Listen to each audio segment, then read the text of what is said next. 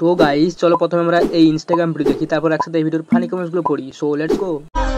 শুনছি তুমি নাকি বিয়ে করছো, বিয়ে করছি, তুমি ঠিক শুনেছো।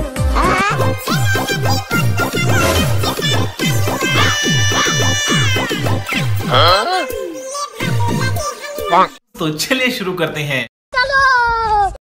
গানটা এতদিনে ঠিক জায়গায় ম্যাচিং হয়েছে, গানটা এতদিনে পূর্ণতা পেল,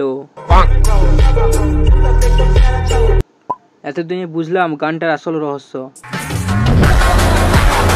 সং রিয়েলিটি, সরকারি চাকরিও আছে আর কালুয়াও আছে। গানটা তোমাদের জন্য গাওয়া হয়েছে। বান্দরে গলায় মুক্তার মালা, কালুয়ার হাসি দেখো। ফটাফট তুমিও কমেন্ট করো আর বন্ধুদের পাঠিয়ে দাও এই ভিডিও।